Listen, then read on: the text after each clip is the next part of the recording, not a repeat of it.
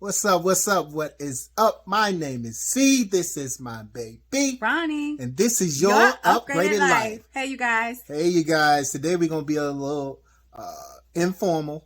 We're going to do a little story time. We're going to talk about date nights and some things you guys can do. So, look, let me ask y'all a question. Have you ever had, like, a funny, stupendous, like, outrageous story? Date night story? Date night story. Like, literally, like, something that happened, like, you cannot believe it just happened. If you had your phone, you would have recorded it between how your phone recorded. Yes. Or you had your phone and you couldn't get to it. Right. So that's what we're going to do today. We're going to tell y'all a couple of stories on date night. Yeah. But the whole reason why we wanted to talk about it is because if you're in a relationship or if you're in a long-term relationship or a marriage, you do need to keep date night. That is so important to keep it fresh, keep it fun, and keep the closeness. Like, we do so many things, it helps us keep close together and we kind of stay connected. Out of the box. It doesn't have to be the same dinner in a movie. Yeah. Do some things out of the box, make it fun. A lot of times people in relationships get stagnant, and that's what we're trying to avoid. If you want that long-term passion, that long-term newness, that long-term just, connection to your partner, then you have to do some things that are out of the box. Now, we're not talking about nothing crazy. Well, if you want to be crazy, hey. No. That's on you. We can't do that. Yeah, you do what you want to do. We do some things that's crazy too. Yeah. We ain't doing nothing real crazy. We ain't, but... Yeah, you do as crazy as you want to do. Yeah. But keep it fun however you need to keep it fun. However you need to keep it fun. So one date night story we want to talk about was one night we went to a comedy club. Yes. To switch it up, we did a different type of restaurant. It wasn't a typical restaurant, and we did a date comedy club. Yeah. So at this particular comedy club, they had this one guy. He was from New York. It was open. It was like a. It was like a mature. What they call it that night? Open mic. I think it was like an open mic. Kind of like that. Yeah. It wasn't really open mic because they knew he was going to be there, but it was kind of like an amateur. I think it was like an amateur night. Yeah, it was a lot. Yeah, it was an amateur night. Yeah, so I'm gonna let you tell it because you can tell it funnier than I can. Basically, what happened was, the comedian comes up, everybody else before him, pretty good, okay, and so this comedian comes up and he starts to get into his set or whatever, and he starts to stutter. And so, I'm thinking if you stutter out there, first and foremost, we're not making fun of you, anything like that. But I'm just telling you what happened. So we thought it was a part of his skit, a part of what he does as comedy skit. The comedy skit. But then, like 5 minutes into it, we realized that he won't joking. No, he won't joking. Like, no, but this what he do. This is how he talk. If you can imagine being a comedian, trying to tell a joke, and it take you, 5 minutes to tell a 30-second joke, and so I was like, okay, what is going on here? And it got to the point where you could hear crickets. You could hear, it was just quiet. So look, we were sitting behind this one man, right? Yes. And this guy, he was in the front row, y'all, looking like this. So he had his beer bottle in his hand.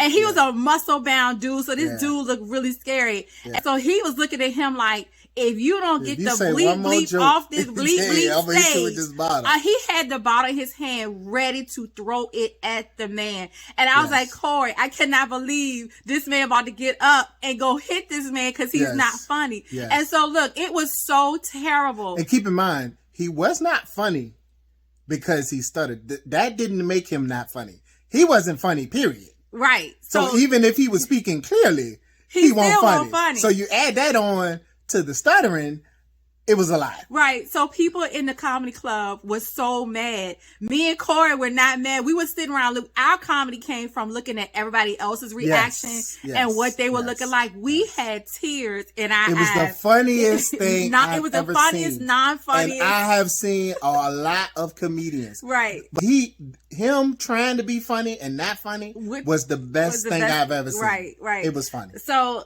we just wanted to tell you some of the things that these are the experiences that you will probably get. And I know y'all know this, but if you don't keep date night, if you don't keep going out, then you won't have those experiences. You won't really be able to have those stories together. And that's the whole point of us telling you the stories, that we can tell it together as a couple because it's something that we're doing. It's not something that he just experienced by himself or that I just experienced by myself, but we experienced it together. And we're going to always share that moment, always share that laughter. And let me say this, don't make excuses as to why you can't have that date night. Right. Make it important. If you don't have that support system, because we don't have a big support system. We told y'all our family is kind of like. Yeah, so it's kind of like, my mother-in-law.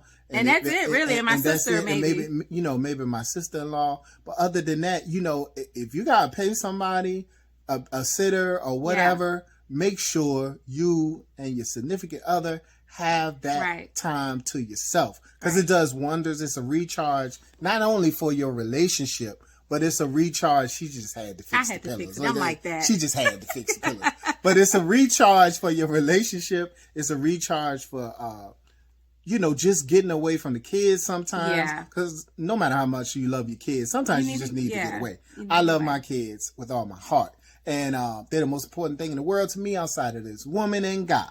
So, you know what I'm saying? I love my kids, but sometimes I need a break. Right. And, you get that break, and you get that connection, you get that intimacy, and you get that fun, that newness. And a lot of times when we go on dates, man, it feel like it felt when we were boyfriend and girlfriend. It was. So let me tell y'all another thing. Okay, so we went, this is like a recent date night, and I wanted to dance. I love to dance. I keep telling y'all in the videos that I'm a firecracker. So like, I like to keep it new, keep it moving, right?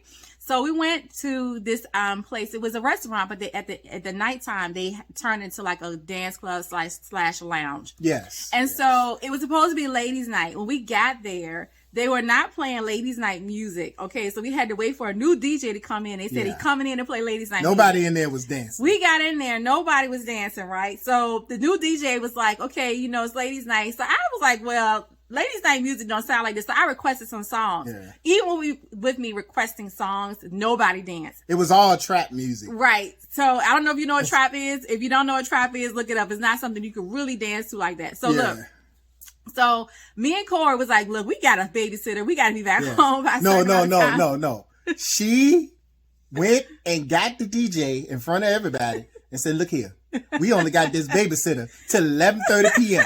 and it's 10:15. I need you to play this song, that song, and this song. And do you know, he said, yes, ma'am. And he played it. And we danced in front of everybody. Corey was a little uncomfortable. And this is what I want to say. It's so important that you show your significant other that you're willing to get out of the box for them, even if it's something that you don't like. Because he was so good, because he hates being the center of attention sometimes. And it was nobody dancing. So everybody will be looking at us. So basically, it was a bunch of males, you know what I'm saying? It was a few females there, but a bunch of males standing up on the wall looking hard. Right. You know what I mean? My wife in there. And I'm looking how I look, y'all. So I need to do what it do when I go on date night. We ain't got that far in the channel yet for you to see the full her, but it's a lot. But it's a lot. And so, I'm as a man, I'm my first thing is, I ain't trying to have these people looking what. But I had to get out of that and just learn how to have fun. The funny thing was, when we first got together, I ain't care about none of that. I ain't care. I was just having fun. You know what? Nobody won't.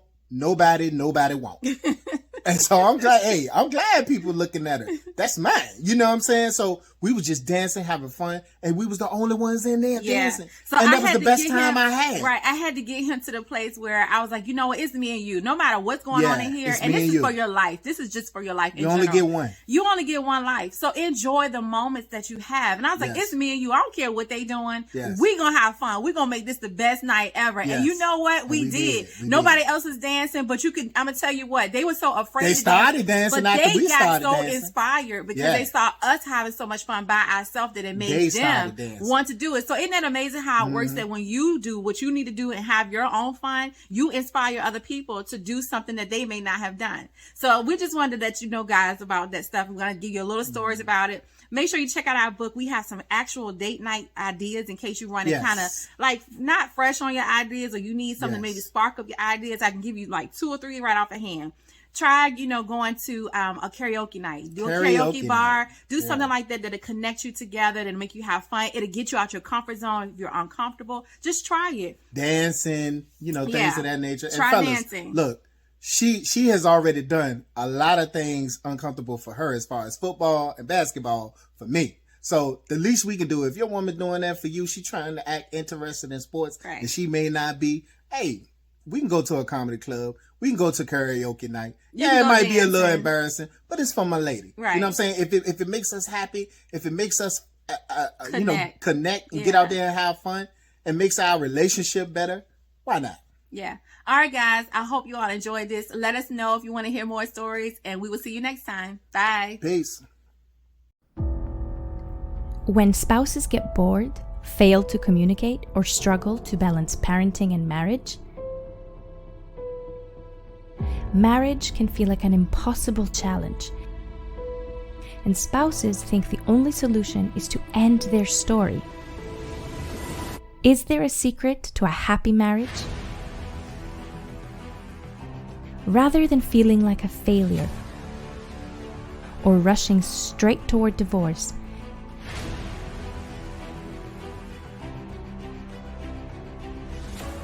use this book to transform your life and relationship.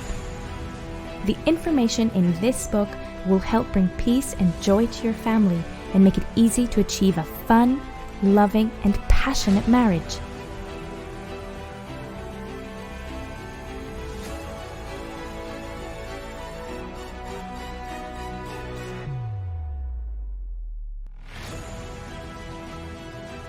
Get your copy now.